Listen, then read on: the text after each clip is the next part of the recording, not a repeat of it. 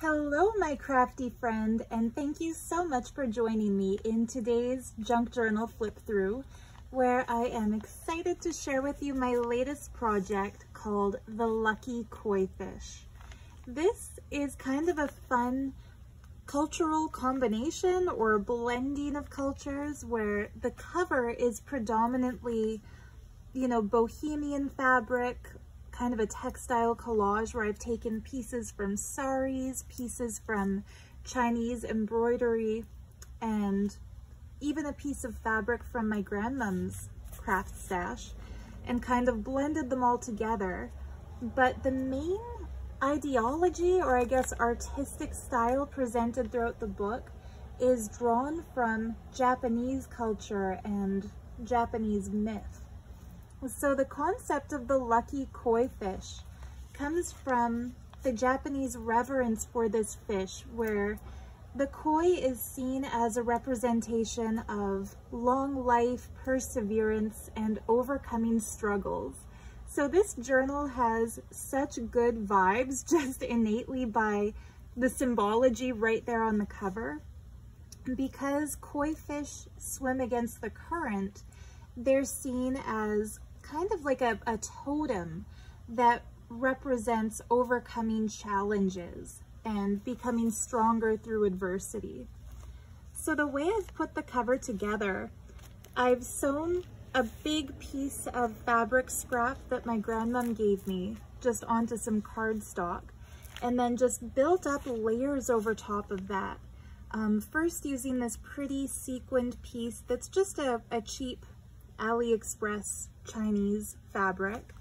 Originally, the 3D flowers on the top had really hideously ugly, like fake jewels glued into them. And I'm all about the bling, so I usually like fake jewels, but these were, like plastic, but you could see the seams. You could tell they were plastic. So I ripped those out and added little flowers that I cut out of a sari that have really cool little mirror centers, and then repeated that on the bottom just for some continuity. And on top of that, I glued one beautiful koi fish embroidery, and then I wanted to give kind of the illusion that they exist in a three-dimensional water space. So I put the other koi fish beneath this fabric, but I left it so that you can flip it up and see all the pretty details in this piece. So I love, I love textures, and I love layers, and I love interactive elements. So this cover kind of has the best of all of those for me. And then on the back, I just wrapped this embroidered sequin trim around and glued it over this gorgeous Japanese textile piece that has really traditional waves that look a lot like the woodblock print waves that you see in Origami paper and fine woodblock prints. So I love that combination. I did not do a dangly or boho beads because I didn't want to, take away from the collaged layers. All I did on the side was add a bow out of some pretty yarn, kind of a crocheted yarn in watery colors.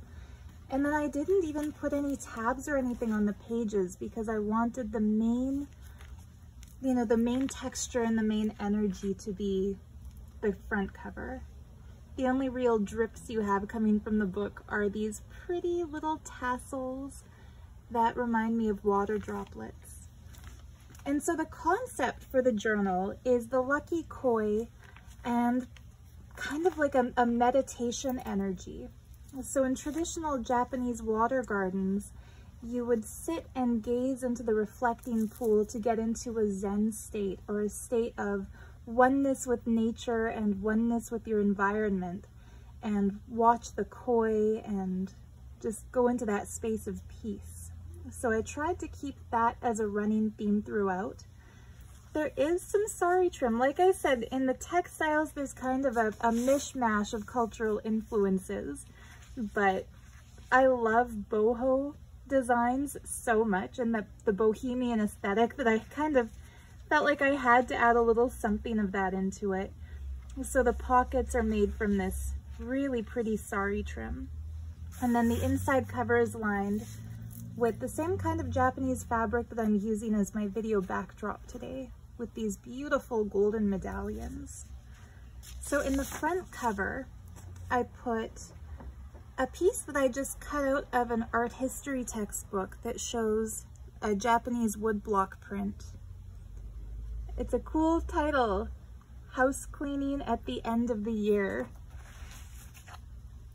And then the other thing I put into that pocket is a piece that I made from an antique lithograph. I just printed an antique lithograph onto some linen paper and then inked the edges to make it look really, really old. And so for those of you who like to journal in your junk journals, there's plenty of journaling space already here, here, and here. And that beautiful lantern is just a washi tape sticker. So you could actually take that off if you didn't want it there. You could stick it down somewhere else. I just thought visually it needed something here to complete that page. So the first page that we see, this flips up and there's this beautiful koi print. This is actually a printable that I bought from a shop on Etsy. I'll put links to all those printables below. And then this beautiful piece is an actual antique rice paper from a Japanese calligraphy student's book. And I bought these on Etsy too from a shop in Japan that sells Japanese antiques. And this was actually the cover page from a little practice book from the early 1900s. I think it was from 1908. So over 100 years old. And I love the little bookworm holes. It's funny how things that we think of as a flaw can add so much interest and so much uniqueness and beauty to a page. So where the worms ate through, it actually left quite an aesthetically pleasing design, in my opinion. So unfortunately, I don't know what that says, but it is genuine brushwork. So imagine over 100 years ago, a student in Japan learning calligraphy painted this. And this was the cover page for that booklet.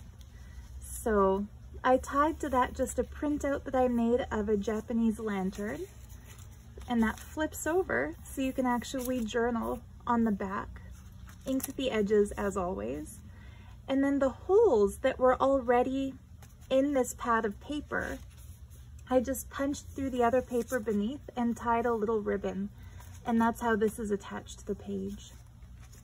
So on the next page, there's a beautiful little pocket that I've glued a Japanese stamp from the 1960s to it.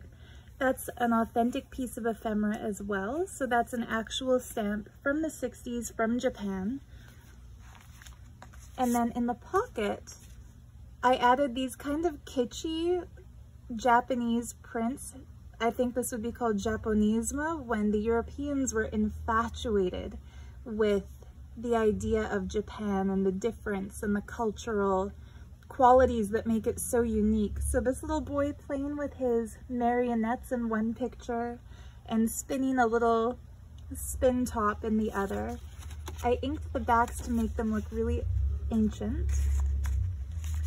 And these are actually prints I made from cards that were in the a Victorian scrapbook that I bought off eBay. So these are not printables I found online. Those are prints I made with my own ephemera.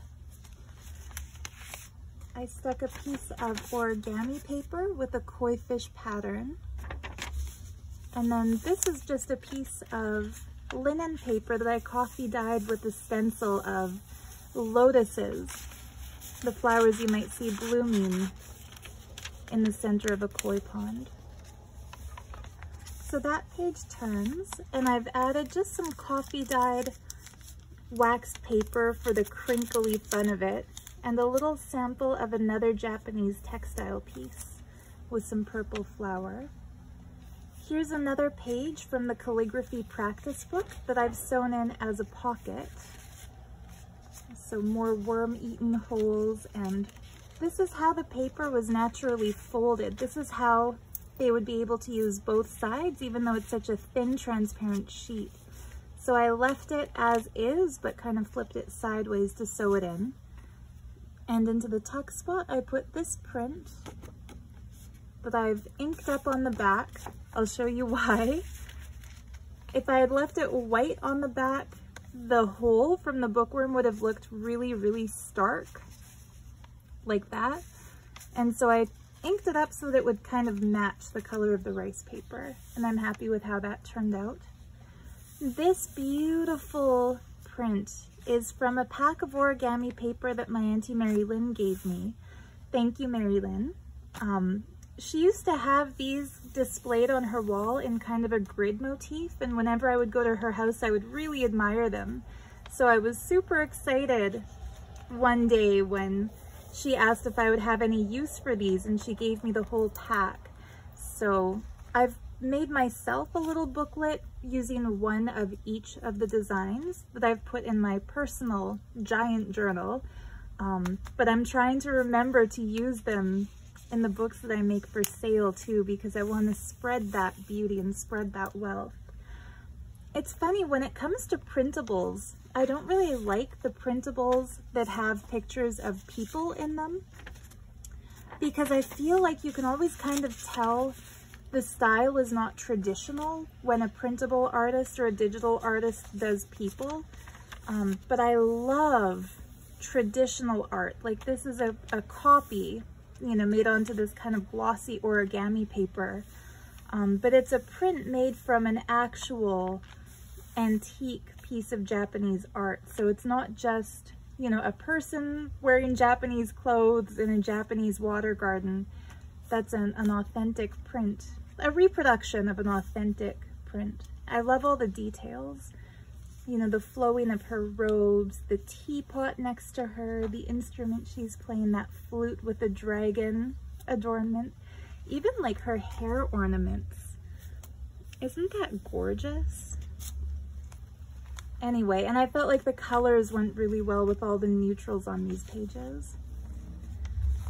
So here I've tucked on the back just another origami paper. I wish I could have put these in whole without having to fold them a little bit, but to make them fit, I had to fold them. And there's good journaling space on the back. For those new to the concept of junk journaling, a white gel pen could write really gorgeously on the back of this brown page.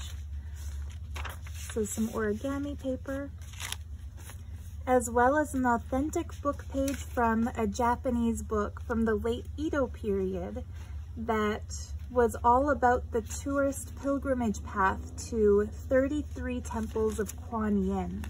And Kuan Yin is the Bodhisattva of compassion. So it unfolds to be really long and narrow, printed just on one side, but again, it feels like a double-sided print when it was bound into the book using those holes. So really cool piece of antique ephemera.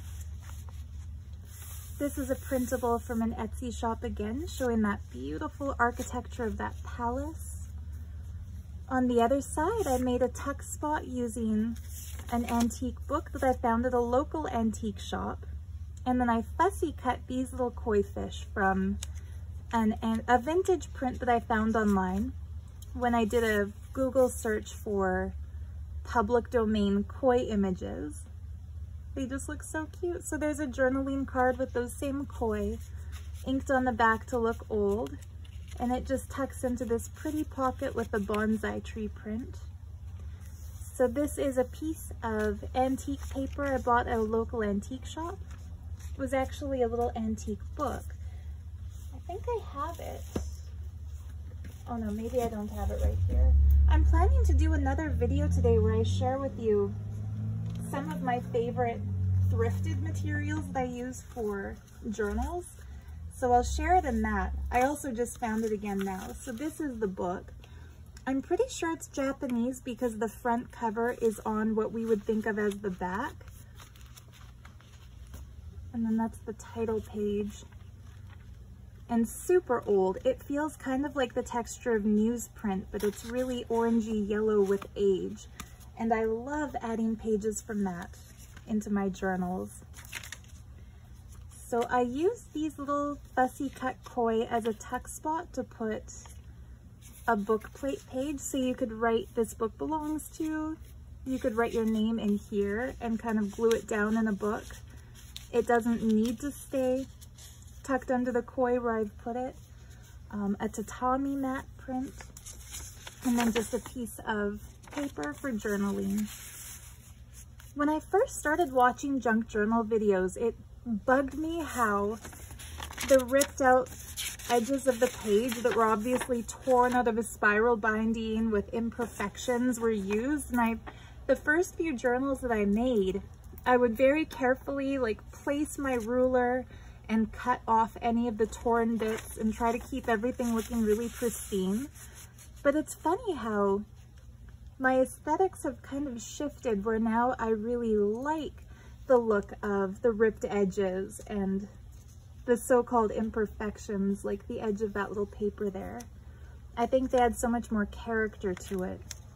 So here's a piece of ledger paper that I've coffee dyed, and then I just glued it down where I folded it over to make another little tuck spot with another journaling card. Lots of journaling space on this paper. Pretty little koi printable. And then here's another page from that antique book, so you can use it in your collages or just keep it if you're a paper hoarder like me and you want to keep pieces of stuff just for the fun of it. This pretty tag with Mount Fuji, more of the lanterns, and then some of that Indian sari trim, just because it's pretty.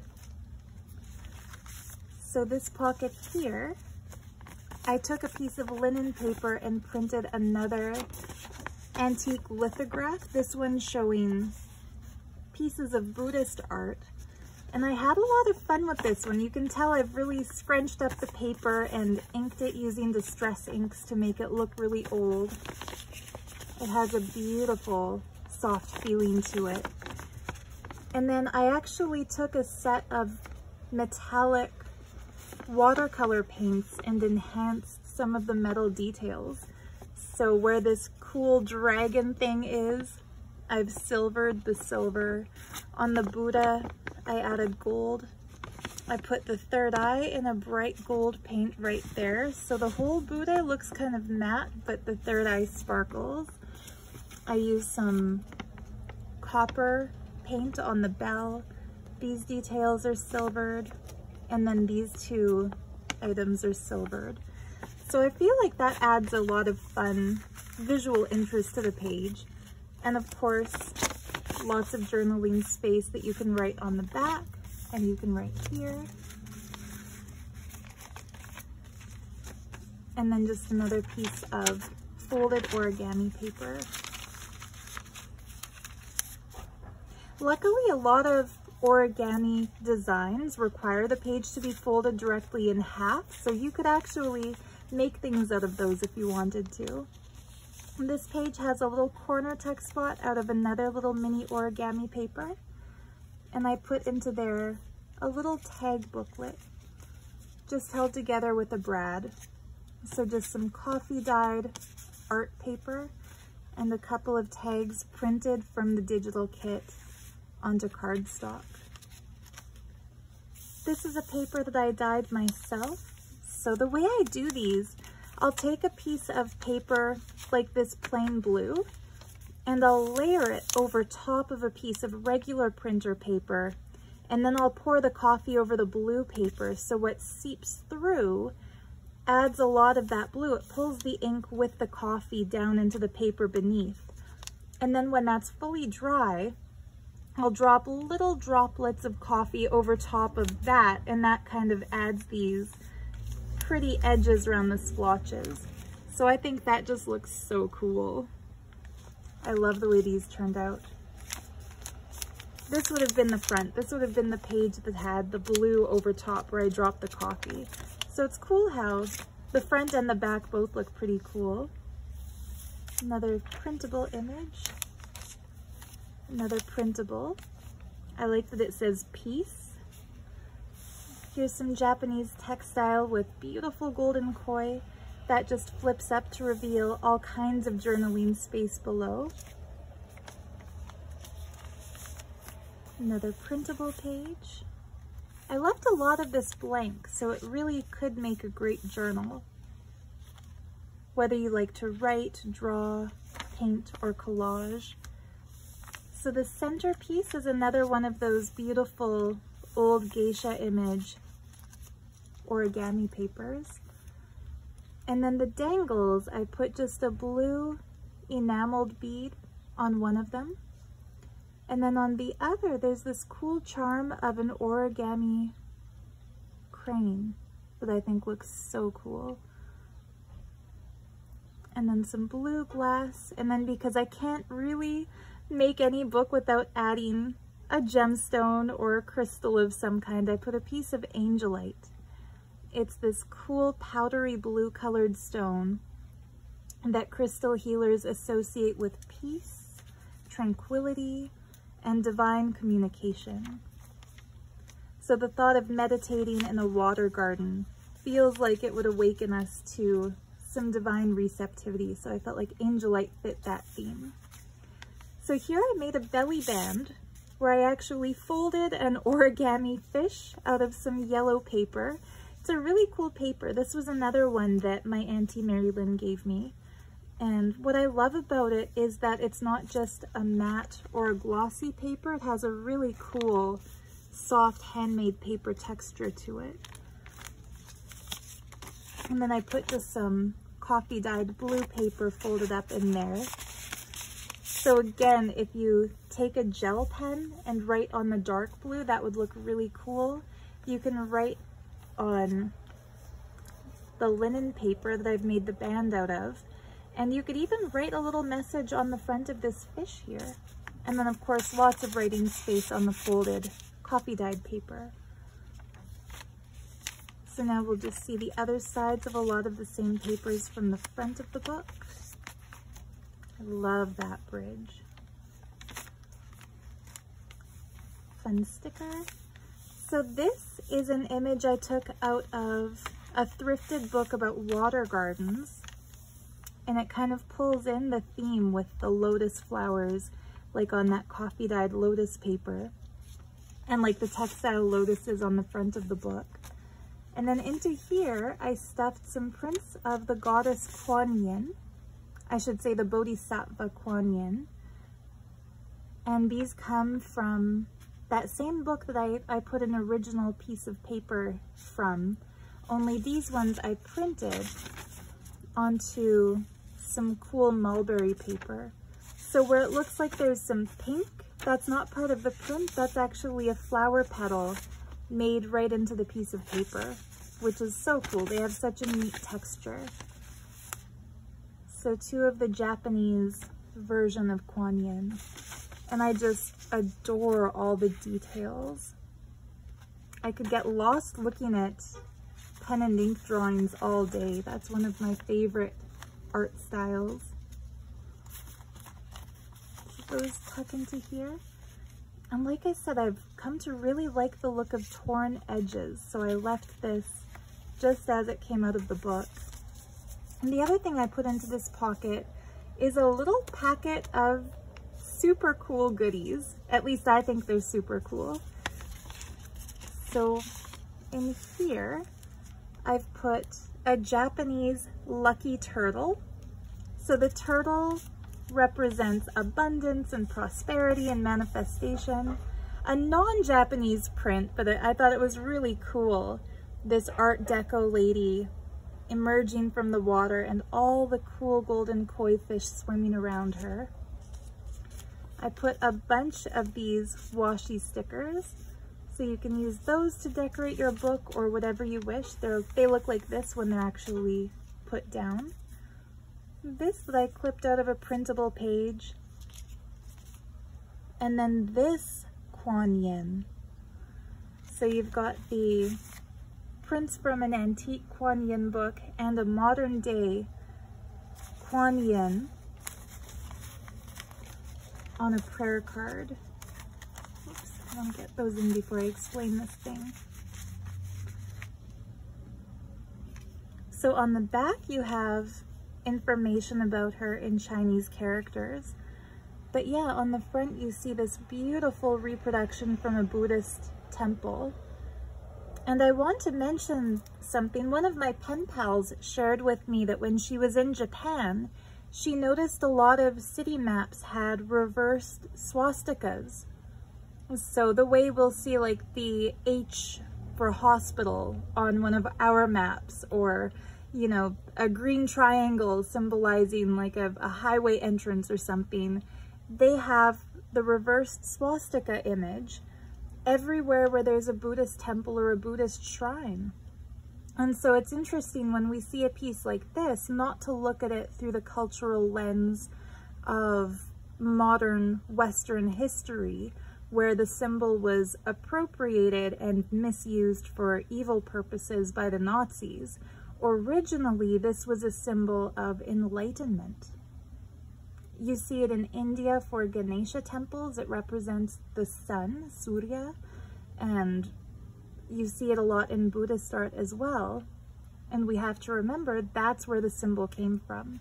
So even though it was used for nefarious purposes and an evil agenda modernly, anciently it was a symbol of very, very good religious significance. Some more printables. Oops, pardon the cat hair. I'll try to pick all the cat hairs off before I ship this to whoever buys it. So on this page, I made a tuck spot from a print I made of a vase that was from my Victorian scrapbook. And then I made a print of another vase and deliberately tore a jagged rip in it and then glued it back together with gold acrylic paint, inspired by the Japanese principle of kintsugi, which is where they take broken pottery and repair it with gold. They'll do it with gold, silver, and platinum. And the theory is the flaw is what makes the thing beautiful, that when the flaw is repaired, it's even more beautiful than the original before it was broken. And so I love that theory when it comes to junk journaling and art and living our best creative lives. I've had people tell me after they buy junk journals that I've made that they have trouble writing in it or drawing in it. They don't want to glue anything down or do any collaging because they don't want to ruin it.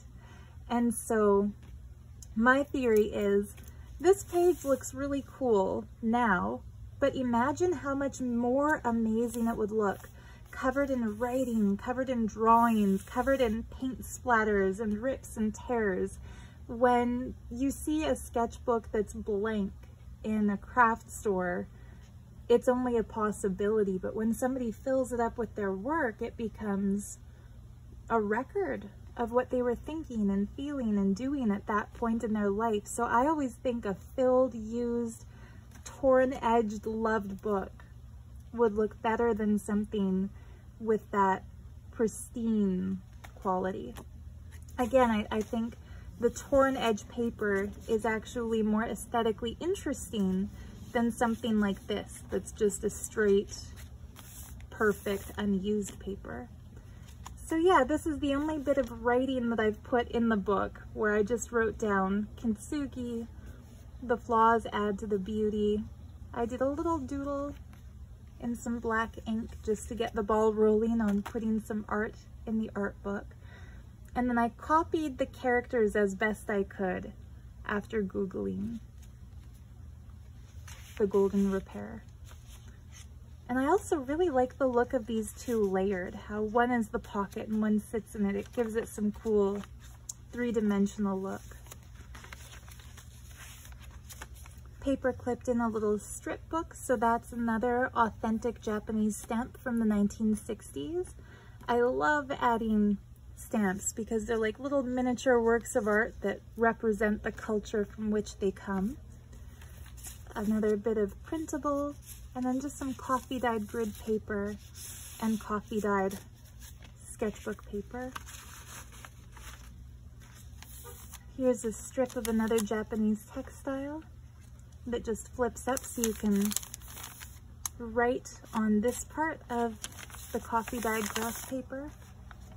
Here too. Sorry, not graph paper, ledger paper. Another tatami print. And then this is a print of a teeny tiny little miniature postcard of a Shinto shrine. Love that print. I made a tuck spot using one of the printed tags that flips down so you can do some secret journaling on the back of it. And then I put a couple of other tags in there. And I like the way they look layered together. And then there's the other side of that really beautiful origami page. Here's the other side of that calligraphy practice book. The other side of the lotus dyed paper where you can see the koi fish swimming around the lotuses as they bloom out of the water. I guess you can see it better on this side. In this little koi fish tuck spot, I put some more origami paper. That's pretty printable. And we're at the very back. So there's the back page. I left the back and the front pretty similar as far as the sari trim pocket with this Japanese textile background. And then into this big pocket, I just put a little mini scrapbook, as in a book made out of scraps, where I put just a Japanese print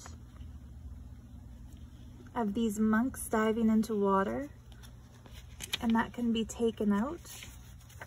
So you have all the journaling space here. The back of that shows a piece of a cool Shinto temple.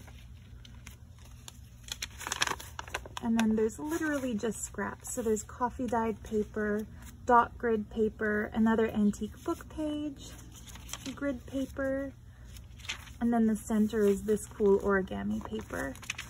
So lots of good journaling space, or you can just tear these out and use them in your art or your collage.